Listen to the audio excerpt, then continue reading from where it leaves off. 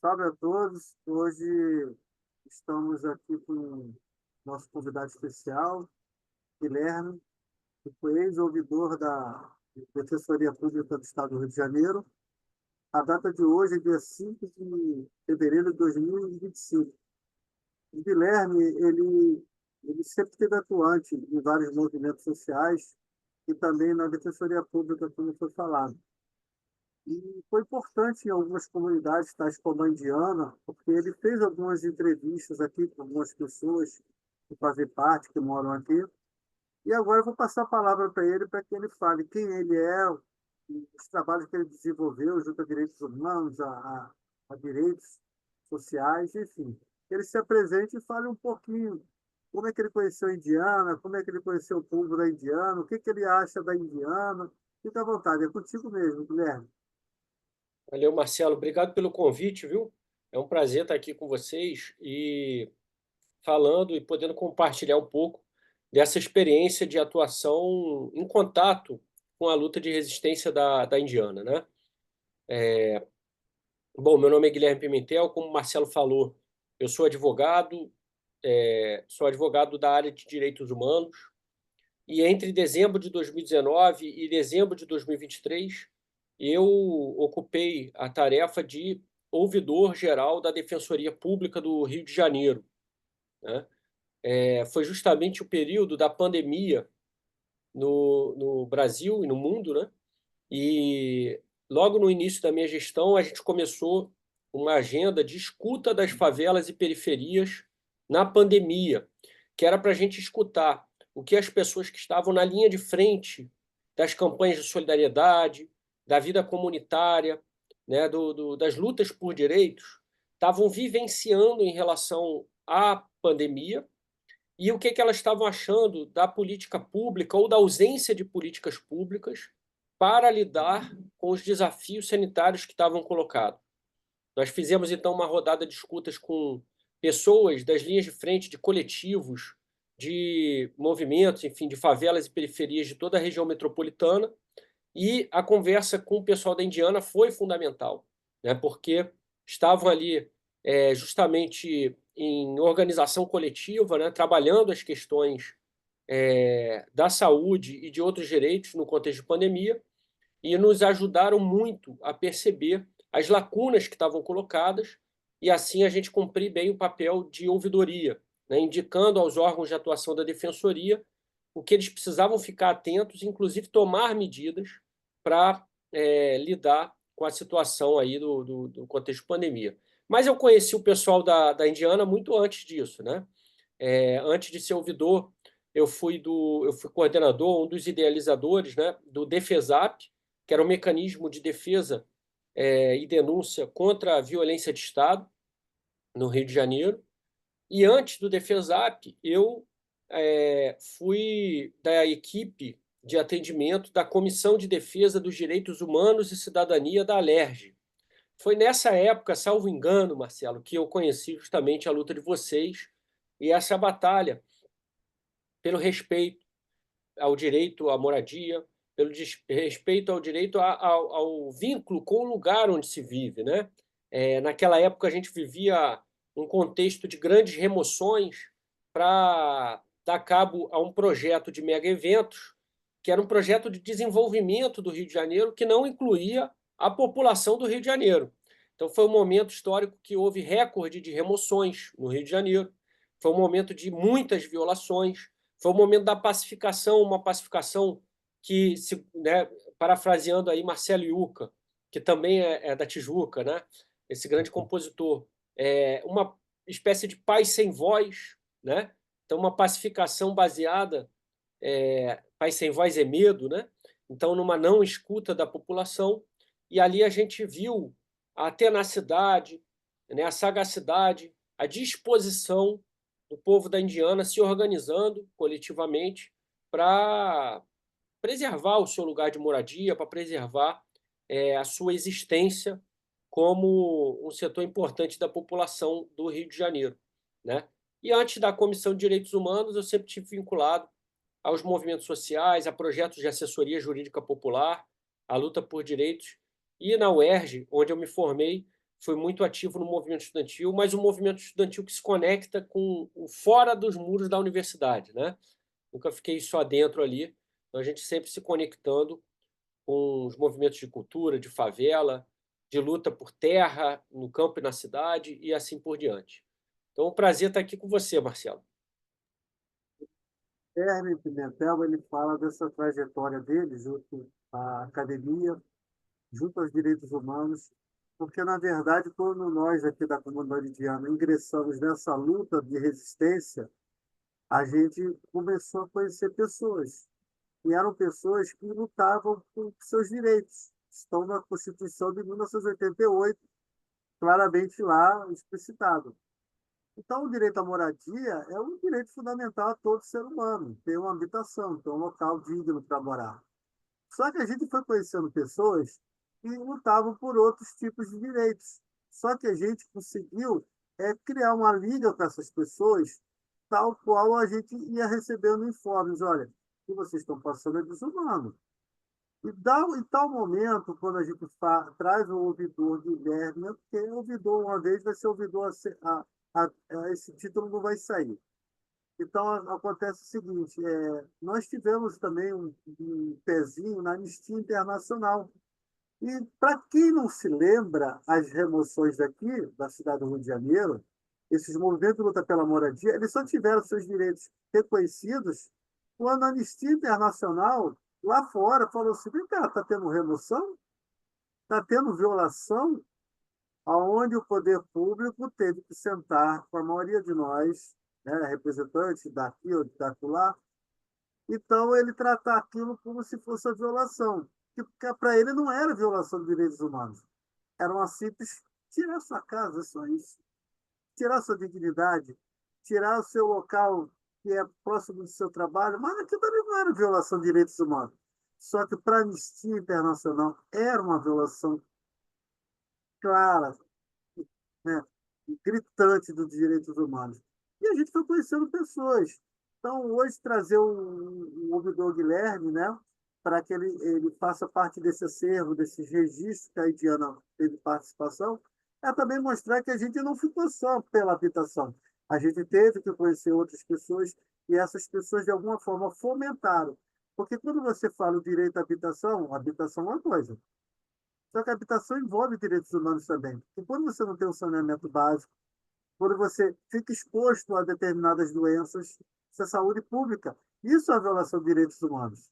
Então, a gente foi aprendendo gradativamente que o que a gente estava passando aqui era uma violação de direitos humanos.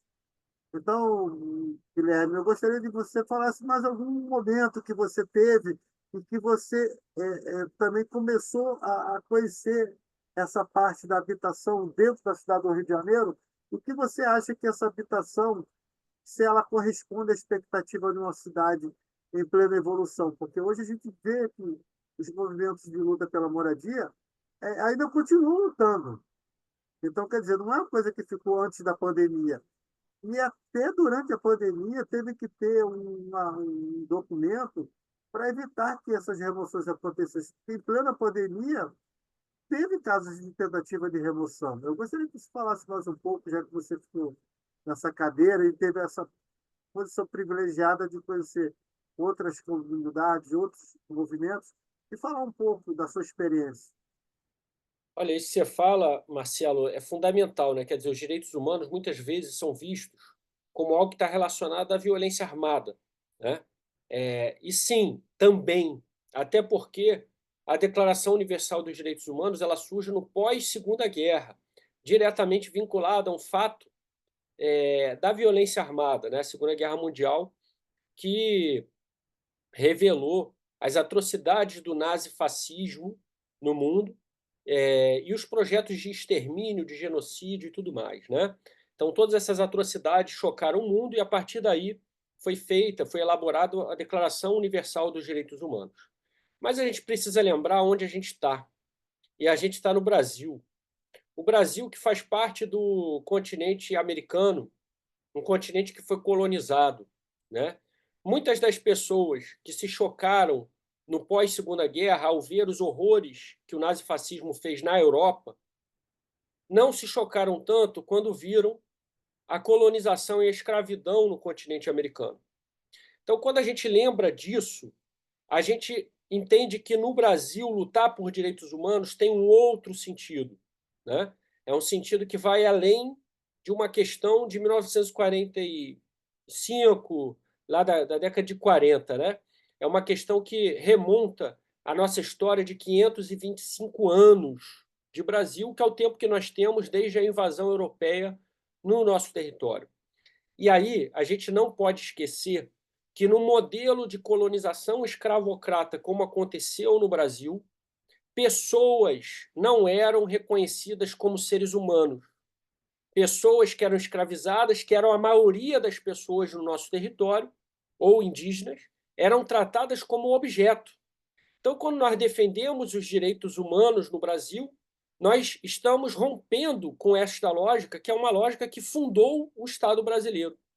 Mais da metade, muito mais da metade da nossa história, é uma história pautada na escravidão legalizada. E a gente precisa lembrar que a escravidão ela tem nas suas práticas a tortura. Então a gente está falando de um país que foi fundado numa colonização escravocrata, onde a prática da violência era política pública, onde escravizar, amarrar alguém, manter sob cativeiro e obrigar a trabalhar forçadamente era uma política pública.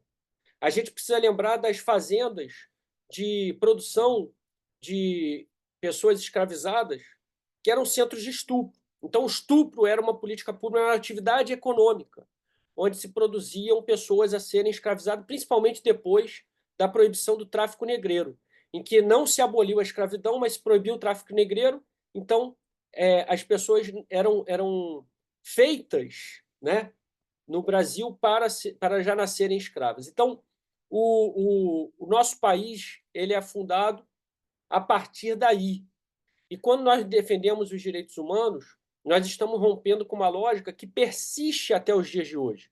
Quando nós falamos da escala 6x1, né? O Marcelo falou de muitas lutas, né? Da integração, isso é importante, né? Quando a gente fala da escala 6x1, isso é resquício da escravidão entre nós, é continuidade histórica. Quando a gente fala da repressão a camelôs ambulantes, esse trabalho, esse ofício, que é descendente direto das pessoas escravizadas, né? Que faziam os seus ganhos, que iam vender produtos e serviços para tentar adquirir alguma riqueza para comprar sua alforria, né? Então, essa repressão que a prefeitura faz até hoje a camelões ambulantes é continuidade histórica da escravidão. E muitos aspectos são continuidades históricas da escravidão, mas tem um que é muito, muito, muito forte, que é a disputa pela terra. Antes de abolir a escravidão, o Brasil fez a Lei de Terras de 1850. E a Lei de Terras já cantava a pedra. Só se pode adquirir terra através da compra. Isso foi entendido, é entendido pelos historiadores, como um processo de preparação de uma abolição da escravidão que não se completou até os dias de hoje. Por quê? Porque as pessoas negras foram, então, libertadas da escravidão, mas não lhe foi dado o direito à terra e à moradia. Não houve indenização pela violência perpetrada e pelo atraso de vida gerado. Então, a disputa pela terra no Brasil, ela é um elemento central para a construção do poder e da hierarquia social. E aí, quando a gente fala da luta pela moradia, que o Marcelo colocou aqui, a gente não está falando de uma luta qualquer. A gente está falando de uma luta que está no centro da disputa de projeto de Brasil.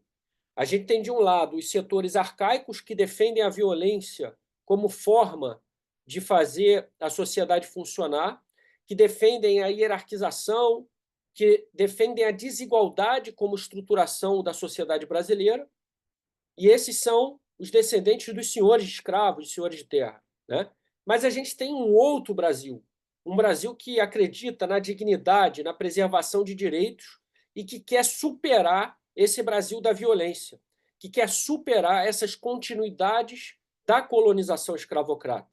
Então, quando a gente fala de lutar por algo que já está na Constituição Federal, que é o direito à moradia, o acesso à terra e tudo mais, a gente está falando de algo a mais do que a mera implementação de uma lei.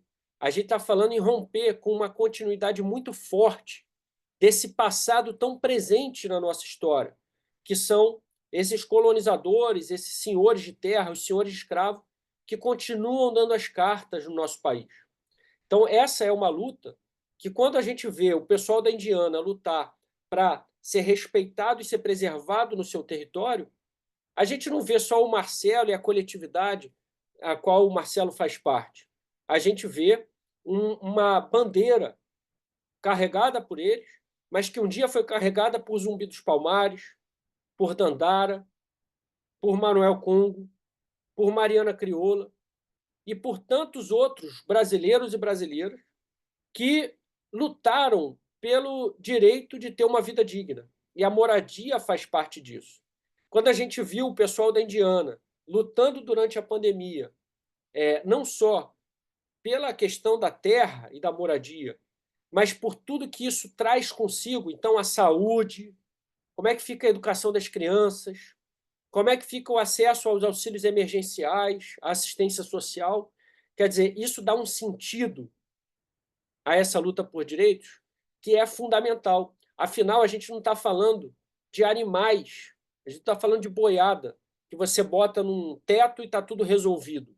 A gente está falando de seres humanos que precisam, sim, da moradia como teto, mas uma moradia que é para muito além do teto. Então, tem a questão do saneamento básico, do acesso à água e energia elétrica, mas também do acesso à educação, mas também do acesso à assistência social, o acesso a uma saúde de qualidade, o acesso ao trabalho e à renda, né? O acesso ao lazer, à cultura, ao transporte, à mobilidade, ou seja, o acesso a tudo que está disposto no artigo 6º da Constituição e ainda não foi implementado plenamente no Brasil, porque nós vivemos esse processo histórico de continuidade das características da colonização escravocrata no nosso país.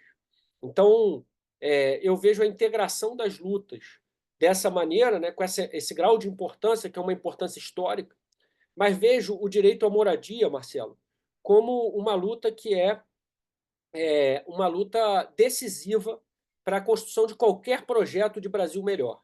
Ou a gente encara não essa luta como mais uma luta, mas sim como uma luta central, que se a gente não conseguir vitórias nessa luta, a gente não vai conseguir vitórias sólidas em nenhuma outra luta, porque a gente está falando de algo que tem um marco lá em 1850 e que está, até hoje, nos assombrando, esse fantasma de uma colonização escravocrata que nós vamos superar e nós vamos construir outro Brasil. Como?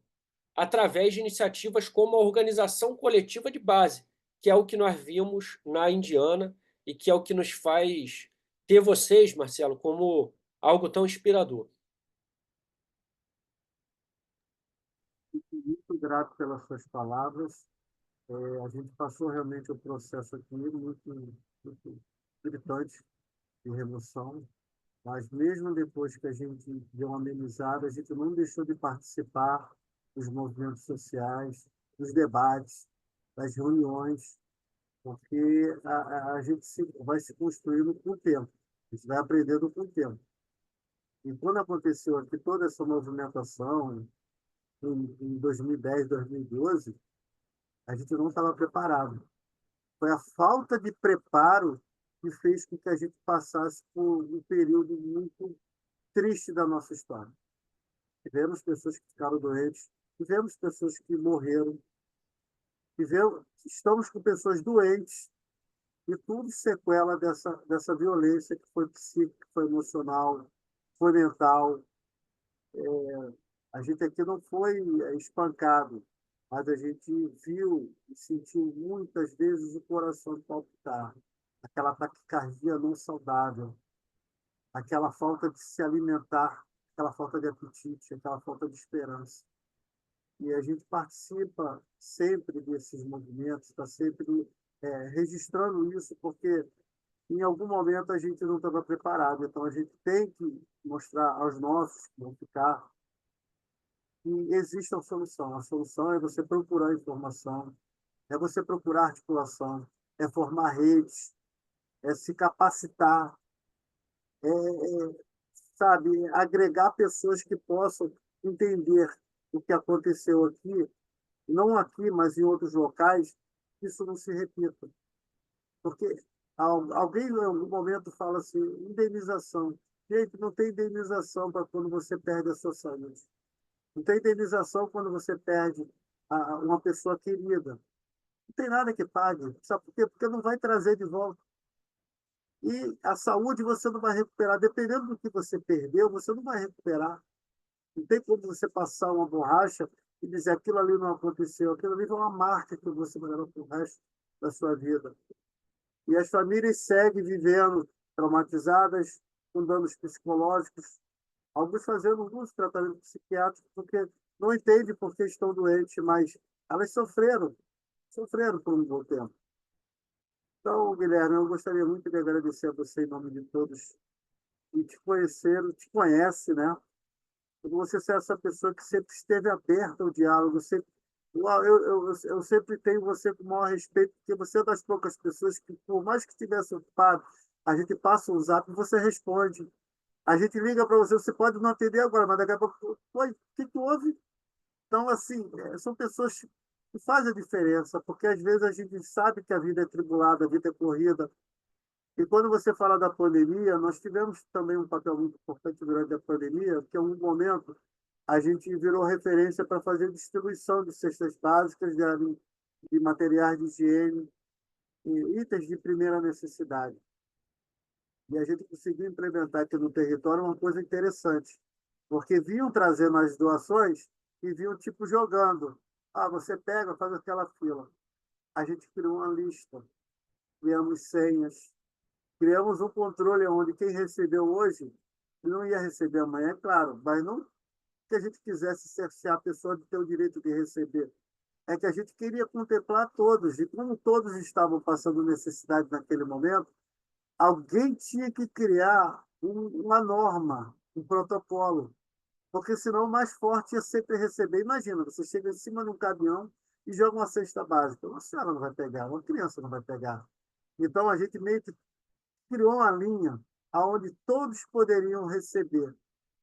O interessante, Guilherme, você vê, depois de um certo tempo, as pessoas do território estavam fazendo a mesma coisa, estavam distribuindo senha, estavam fazendo um controle, ó. Você recebeu. Aí depois foi criada uma rede, essa rede local fazia, olha, você recebeu em tal lugar. Então hoje vamos deixar o outro receber, criando uma consciência para que a gente pudesse não ter mais violência, que era a violência da fome, que é a violência de você não poder trabalhar. E naquele momento, o nosso inimigo não era o Estado, não era o poder público, era um inimigo invisível, porque você, caramba, fulano faleceu, fulano está internado. Então, perdemos mais de 4 milhões de pessoas, né, aqui no Brasil, por conta dessa pandemia. Então é isso, Guilherme. Muito obrigado por você estar aqui com a gente. E suas considerações finais para a gente encerrar essa entrevista, tá bom, meu amigo? Olha, eu que agradeço, viu, Marcelo, pelo convite. Para mim é uma honra estar participando, né, da construção desse acervo de memória. Para mim é uma honra ser considerado um parceiro, né, porque eu acredito que a gente só vai ter avanço de mudanças estruturais, né, de não viver os mesmos problemas em looping de repetição. A gente só vai superar isso quando a gente avançar também na união das lutas, que é uma coisa que apareceu muito forte na sua fala e que vocês têm tido uma prática muito nesse sentido. Quando a gente se identificar uns nas lutas dos outros e a gente se disponibilizar a comprar o barulho uns dos outros, né? A gente fala assim, cara, eu não preciso ser um morador da Indiana para estar junto com o povo da Indiana em defesa dos seus direitos, né? Eu não preciso ser uma mulher negra para considerar o racismo inaceitável e o machismo inaceitável e assumir a minha responsabilidade nessa luta, óbvio, sem querer assumir o protagonismo, né? Respeitando o espaço de cada um e de cada uma, né? Então a gente precisa avançar nesse sentido, né? Eu acho que vocês têm feito uma movimentação importante, uma contribuição fundamental para a gente conseguir fazer isso como sociedade brasileira. E, nesse sentido, eu quero reafirmar o meu compromisso, né? Contem comigo, né, como um colaborador, um aliado, e que é aliado não só dessas lutas que vocês travam aí, mas também para ajudar a fomentar essas pontes, essas costuras, essas outras alianças com outras lutas tão importantes aí, com as quais a gente aprende tanto, né? A gente tem um ecossistema de lutas muito diverso, muito potente. A gente tem os movimentos do campo, a gente tem os movimentos da cidade, movimentos de ocupação urbana, movimentos de favela, movimentos contra a violência, movimentos de mulheres, de pessoas negras, LGBT.